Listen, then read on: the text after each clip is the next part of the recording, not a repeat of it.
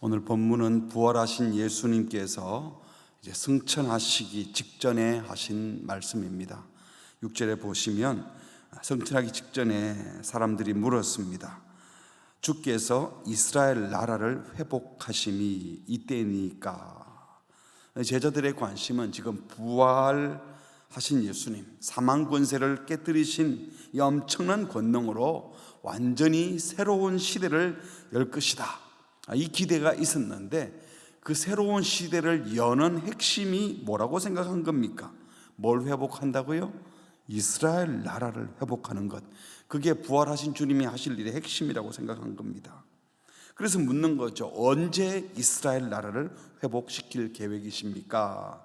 언제 이스라엘 나라의 왕으로 이제 등극하셔서 당신을 십자가에 못 박고 처형했던 저 악한 종교 지도자들과 로마 권력자들을 제거하고 새로운 나라를 이제 언제 세울 겁니까? 하고 물었던 것이죠.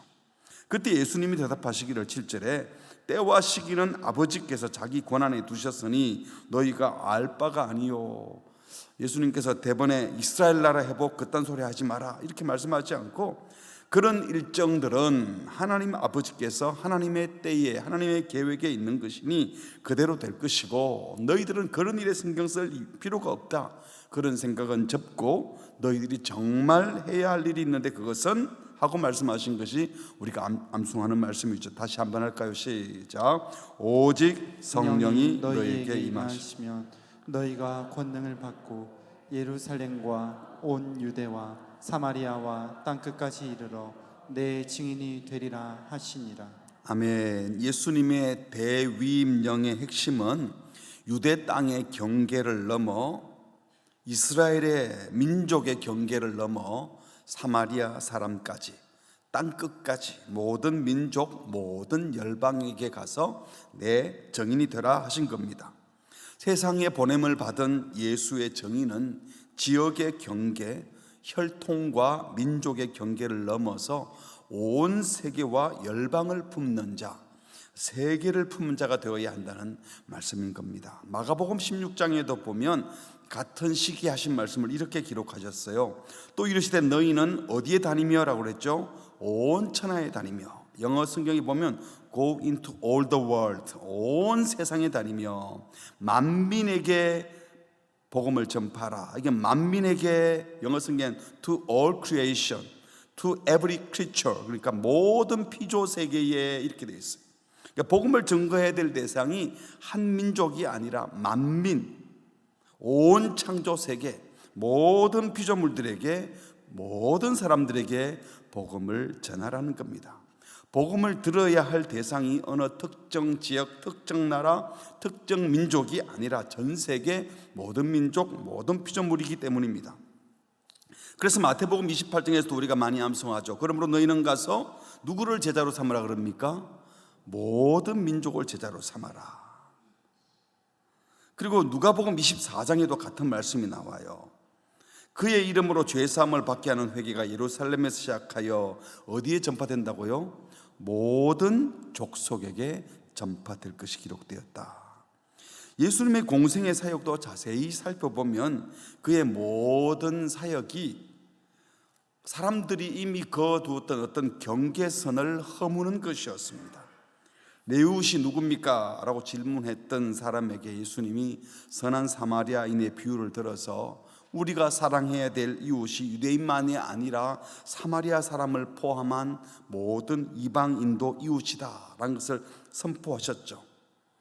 당시 유대인들은 유대인들만 하나님의 백성이고, 이웃하면 유대인들끼리만 이웃이지 이방인은 이웃이 아니고, 특별히 사마리아 사람은 인간 취급도 안 했는데 그 사람들도 이웃이다. 혈통, 민족, 지역에 성속이 없다는 말씀을 하기 위해서 선한 사마리아인의 비유를 든 것 아닙니까?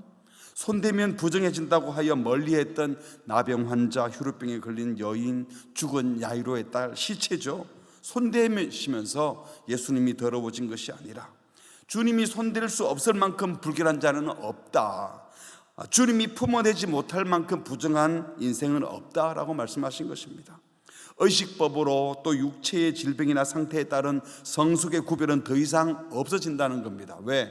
예수님 안에서는 다 거룩해지기 때문에. 예수님이 특별히 38년 된 환자나 한쪽 손 마른 사람, 이런 사람은 응급 환자가 아니잖아요.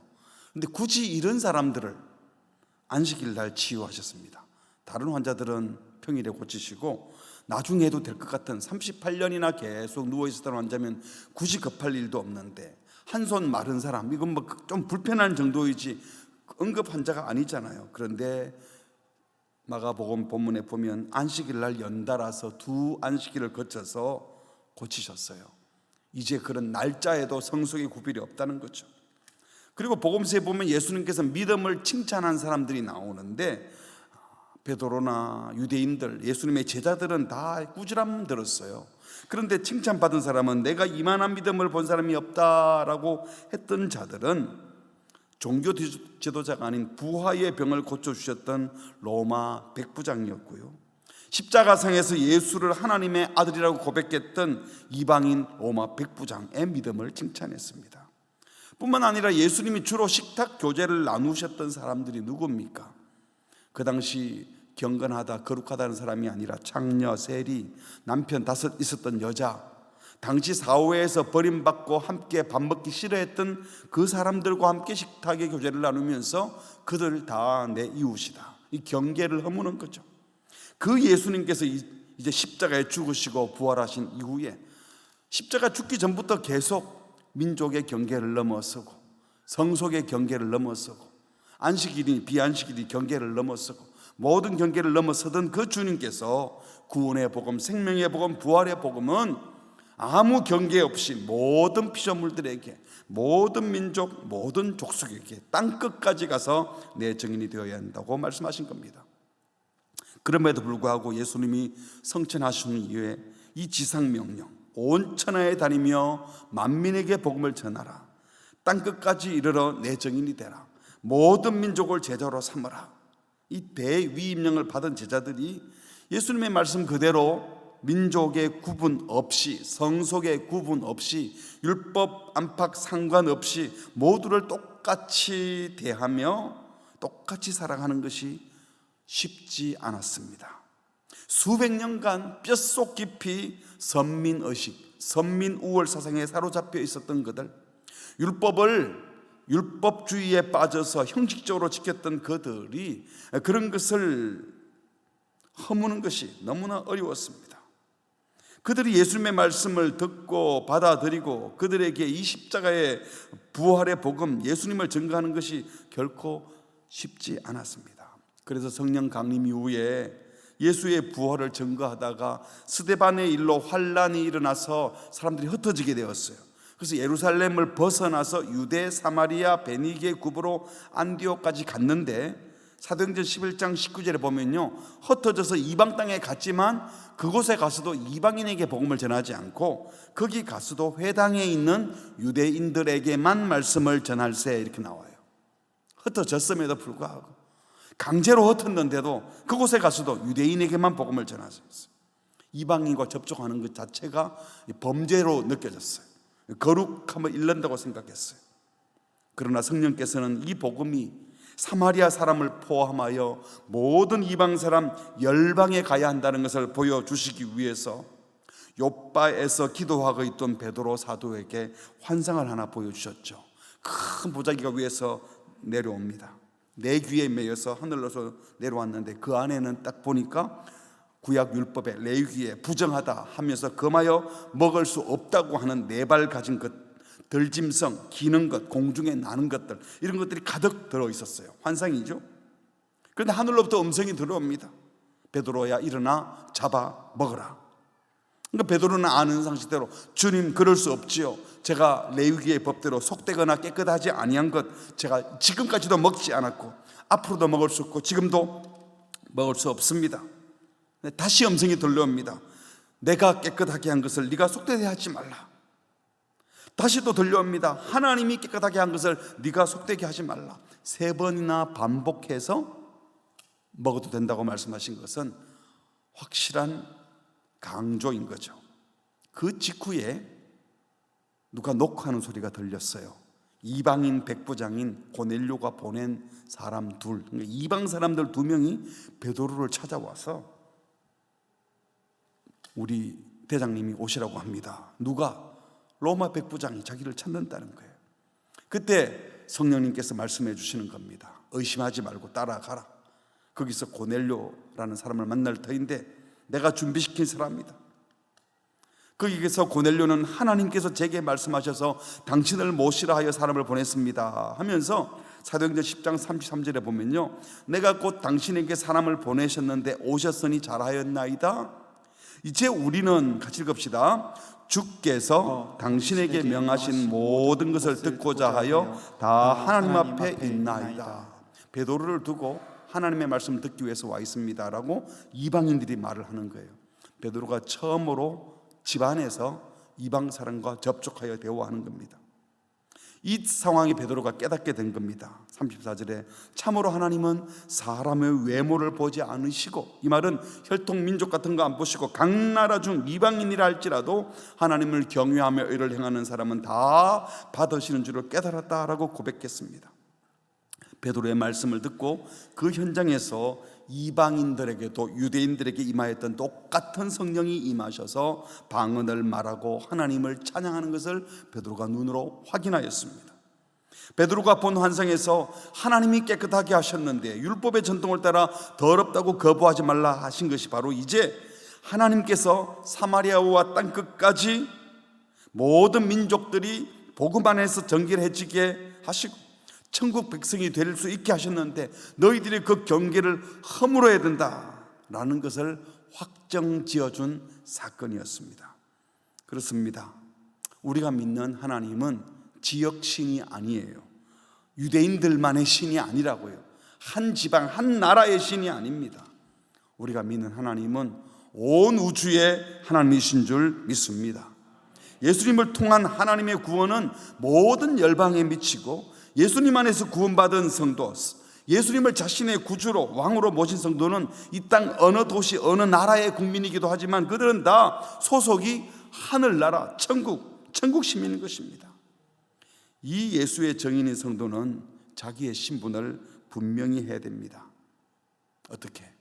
좁아 터진 민족 이기주의. 한국 사람들이 특별히 그런 말 참 많이 하거든요.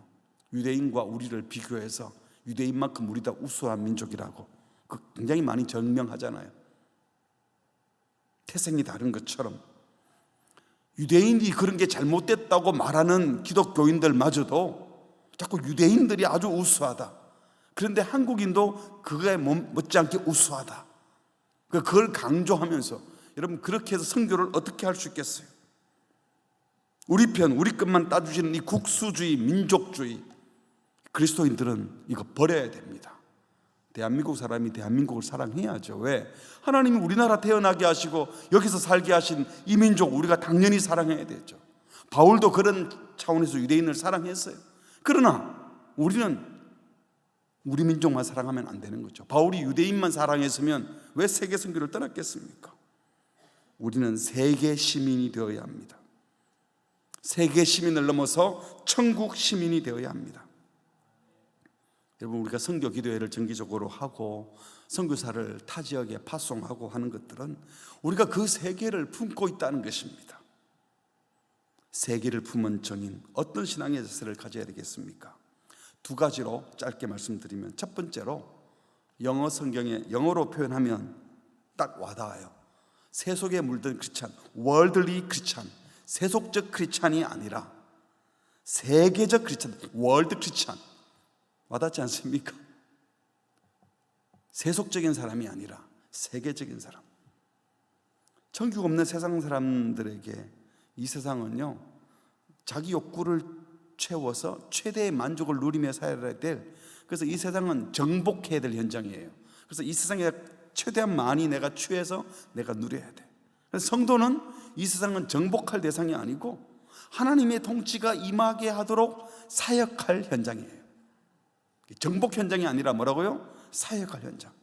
이곳에 하나님의 사랑과 평화가 시행되도록 모든 피조물들이 하나님과 화해를 이룰 수 있도록 주님이 보여주신 방식대로 내가 먼저 섬겨서 내가 먼저 종이 되어서 십자가 정신으로 살아서 이곳에 하나님의 평화가 임하게 해야 될 사역의 자리이지, 여기서 뜯어먹고 다 뜯어먹고 살 때 내가 살아야지, 나중에는 못 노는데 지금 놀 때 놀아야지, 누릴 거 누려야지, 그런 세상이 아니라는 거예요. 세속적인 크리스찬들은 구원받았다라고 말하면서도요, 사실은 자기 구원에만 만족하고 열정적으로 기도하는데 결국 다 자기 육구 충족을 위한 것이고, 부흥의 세미나 열심히 참여해서 성공 방법을 터득해서 내가 성공하려고 하는, 이건 세속적 크리스찬입니다. 그러나 세계적인 크리스찬은, 이 땅을 사역의 현장으로 생각하는 크리스찬들은 그렇게 하지 않습니다.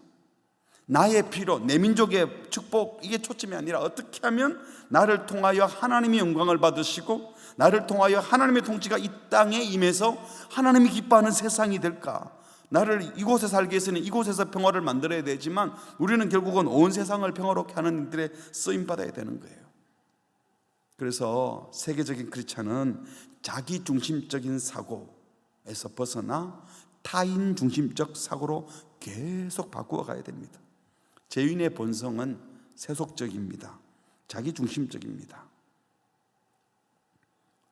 안 믿는 사람들은 네 밥그릇도 못 챙기냐, 바보같이 맨날 남 좋은 일만 해주냐, 그 사람들은 그걸 바보 같다 그러지만 우리는 그러려고 사는 사람들이에요. 내 밥그릇 못 챙겨도 남의 밥그릇 챙겨주고, 정말 맨날 남의 밥그릇 챙겨주는 좋은 일만 하는, 그게 우리 할 일이라고 생각하고 하는 거예요. 그런다고 누가 알아주냐? 라고 말하는데 우리는 알아주지 않아도 돼. 남 신경 쓰지 말고 네 일이나 똑바로 해가 아니라 남 신경 쓰면서 내가 조금 손해보더라도 함께 잘 되고 싶어, 이게 우리의 생각이어야 되잖아요. 세상은 끊임없이 그냥 하는 말도 네 거 챙겨라, 자기 중심적이 되라, 이렇게 말하는데 우리가 그 생각의 패러다임 자체를 바꿔야 되는 겁니다. 왜요? 고린도전서 2장 12절 같이 읽을까요? 시작. 우리가 세상의 영을 받지 아니하고 오직 하나님으로부터 온 영을 받았으니, 우리는 세상 질서에, 세상 사람들의 생각, 그 영에 사로잡힌 자가 아니라 하나님으로부터 온 성령, 그리스도의 영을 받은 자예요. 우리는 다 은혜로 받은 것에서 은혜 받은 자임을 알려야 될 사람들이에요. 세속에 물든 세속적인 크리스찬은 모두가 자기가 잘나서 자기 힘으로 했다고 말하지만 우리는 다 하나님의 은혜라고, 주님이 주신 것이라고. 미숙한 어린아이들처럼 자기 생각만 하고 비교 경쟁하고 하지만 성숙한 어른들은 항상 배려하잖아요. 그러므로 세계적인 크리스찬으로서 정인의 삶을 사는 자는 믿지 않는 사람을 만나 대화할 때, 또 그들의 영적 필요를 느낄 때 주님 어떻게 도울까요? 제가 뭘 할까요? 알게 해달라고, 남의 필요에 민감하게 해주세요. 다른 이들의 필요에 민감하게 해주세요. 여러분, 이게 가까운 가족들에게도 못하면서 믿지 않는 사람들의 필요를 우리가 어떻게 챙길 수 있겠습니까? 내 바로 옆에 있는 사람이 뭘 필요로 하는지, 내 곁에 있는 사람이 뭘 더 힘들어하는지, 내가 뭘 도와야 될지 여기에 계속 민감하고 있어야 믿지 않는 세상 사람들의 진짜 필요도 채워줄 수 있는 겁니다.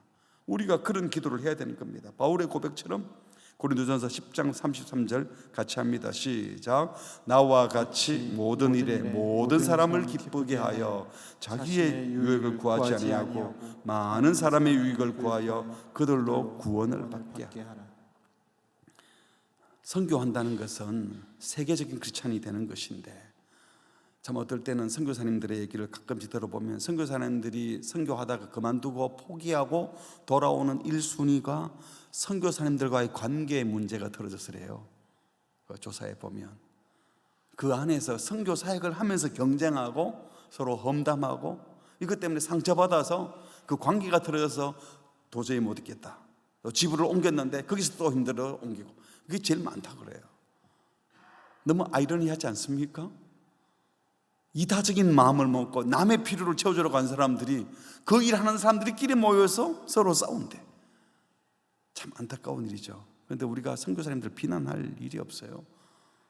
교회 안에도 복음을 전하는 교회, 주님을 예배한다는 교회가 맨날 틀어지고 어려운 얘기 들어보면 다 뭡니까? 다 그런 거잖아요. 여러분, 하나님께서 우리 마음속에 이타적인 마음을 부어주셔서 좁디 좁은 마음을 버리고 세계적인 크리스찬, 넓은 마음으로 그럴 수 있지. 그렇게도 생각하구나. 그런 필요가 있구나. 내가 미처 몰랐네.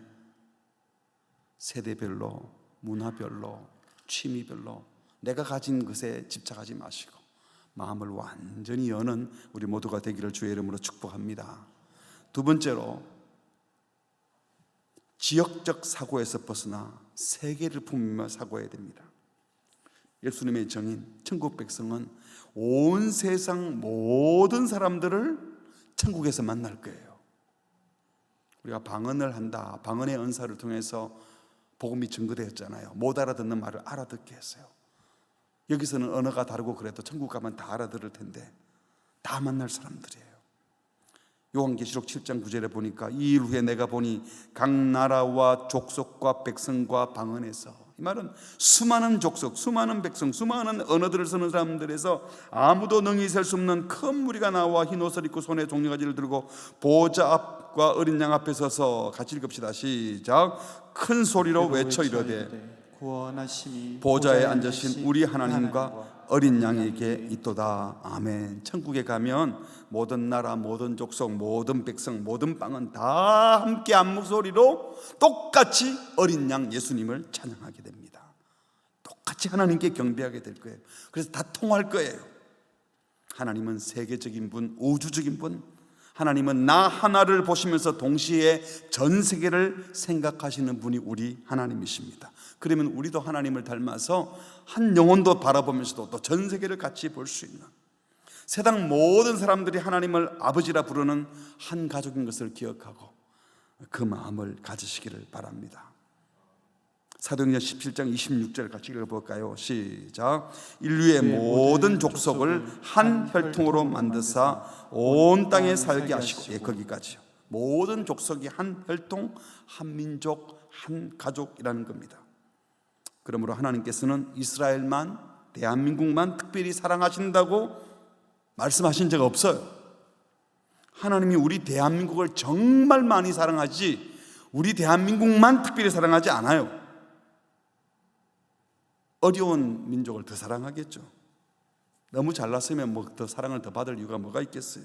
오히려 어려운 저 북한, 일본, 중국, 베트남, 캄보디아, 우크라이나, 러시아, 태국, 스리랑카, 오스트리아, 브라질, 볼리비아, 칠레, 제가 불렀던 나라들이 대부분 우리가 선교사 파송한 나라들이죠. 똑같이 사랑하시는 줄 믿습니다. 얼마 전까지만 해도 한국 외국인들이 여행객으로만 다녀갔지만 이제는 그런 시대 아니잖아요. 이제 한 5년 10년만 있으면 우리와 피부색이 다른 사람들이 똑같이 투표권을 갖고 국회의원도 뽑고 대통령도 뽑을 겁니다. 이제는 대한민국 시민권을 가진 사람, 대한민국 국적을 가진 사람이 꼭 우리가 생각하는 그런 혈통이나 그런 모습이 아니에요. 중국, 일본, 동남아, 유럽, 남미, 북미 온 이주민들 이제 한반도 땅에서 자녀를 낳고 대한민국 국적을 취득하고 한 백성으로 살아야 되는 게 우리나라에도 현실로 다가왔는데 이게 무서울 일이 아니라 이제 그걸 우리는 그냥 편안하게 받아들여야 되는 겁니다. 어차피 다 한 가족이니까. 그래서 교회가 먼저 다 문화, 또 타 민족, 외국인, 여행객, 나그네, 우리가 원래 나그네잖아요. 베드로전서가 늘 말하는 것처럼 거류민이고 나그네 아닙니까? 그들을 편안하게 한 식구로 받아들일 마음의 준비를 하시고, 이미 우리 교회 안에도 다민족으로 계신 분들 여러 분 계시잖아요. 이 땅에서만 아니라 세계 곳곳에 있는 모든 민족, 모든 사람들을 한 세계 가족으로 받아들여야 합니다. 이런 차원에서 우리 교회도 청소년이나 청년들이 꼭 단기 선교 갈 때 꼭 가서 무슨 직접 언어도 안 통하는 데 가서 무슨 전도를 하겠어요. 우리가 선교사님들이 계신 곳에 우리가 몸으로 가서 필요한 것을 도와드리고, 또 실제로 어떤 영적인 일들이 벌어지는 현장을 목격하고 그곳에서 하나님을 예배하고 기도하고 다녀오는 것만 해도 큰 선교에 도움이 되고 그 자체가 선교가 될 수도 있는 거예요. 문화를 알고 문화를 교류하고, 일본 같은 데 가서 막 열정으로 전도하면요 아무도 듣지도 않습니다. 거기 가서는 조용히 독서 토론하고 대화하고 문화도 보여주고 교류를 하고 그러다가 친구가 되고 그렇게 해야 되는 거예요. 나라마다 전달 방법이 다 다를 수 있잖아요. 다른 사람은 몰라도 우리 그리스도인들만큼은 온 세상을 형제로 받아야 될 우리들은 마음을 넓혀야 합니다. 요즘 말 그대로 그야말로 지구촌입니다. 교통수단이 너무 발달되어 가지고 이제는 뭐 다른 나라 가 있어도 화상통화 여행 중에도, 옛날은 뭐 또 인터넷 그 와이파이가 되는 데서만 했지만 요새는 가볍게 뭐 유심만 바꿔서 들어가면 아무 데서나 영상 통화하고 큰 돈도 안 들어요. 희한한 세상이 되었어요. 세상은 그래서 장사하는 사람들도 이제는 뭘 조금만 크게 하는 사람은 우리나라에서만 장사하려고 안 그럽니다. 시장을 전 세계로 봅니다. 다국적 기업 아시잖아요. 아이디어는 한국에서 내고 공장은 베트남에서 돌리고 팔기는 중국 가서 팔고 패션, 음악, 스포츠, 패스트푸드 전부 다 지금 온 세계가 공유하잖아요. 미국 음식이 전 세계 다 돌고 있고 한국 음식이 전 세계에 돌고 있어요. 근데 그걸 한국에서 다 만드는 겁니까? 아니잖아요. 또. 세상에서 장사하는 사람들도 이렇게 전 세계를 네트워크로 엮어서 소통한다면 전 세계의 영혼을 구원하고 섬기는 우리는 얼마나 더더욱 하나님을 아버지로 모시고 섬겨야 되겠습니까? 말씀을 맺도록 하겠습니다. 지역적 사고를 벗어나 세계를 품는 섬기는 그리스도인, 지역적 사고를 벗어나 온 세상을 섬기는 그리스도인, 이것은 특별한 사람의 사명이 아니라 우리 모든 그리스도인들의 사명입니다. 어떤 상황에서도 마음을 넓게 여셔서 주님이 부르시는 곳에서 예수님을 증거하시고 모든 담을 허무시고 좁아터진 생각하지 마시고 넓은 생각으로 세상을 품는 가슴 넓은 성도들 되셔서 우리가 하는 기도가, 우리가 하는 사역이 하나님 나라를 확장하고 온 세상을 한 가족으로 받아들이는 우리 모두가 되기를 주의 이름으로 축복합니다. 아멘. 우리 한번 같이 찬양하고 기도하도록 하겠습니다.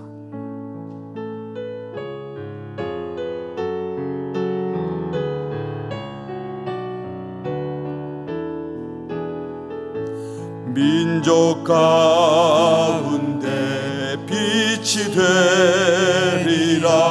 열방 가운데 주의 빛 비추리라. 주의 영광을 온 세상이 보도록 주의 빛 비추소서. 민족 가운데 전파하리라.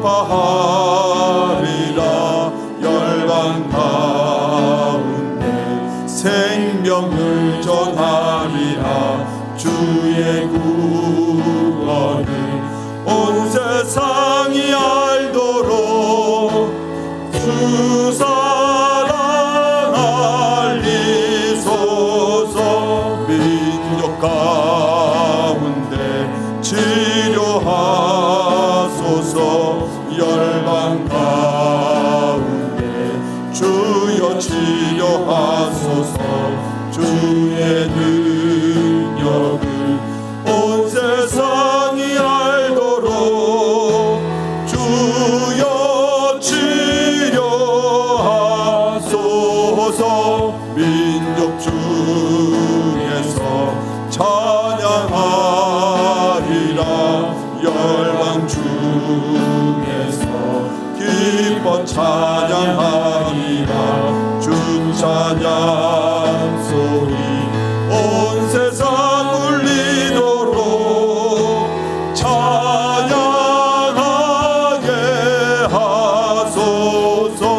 민족 가운데 주의 나라가 열방 가운데 임하게 하옵소서.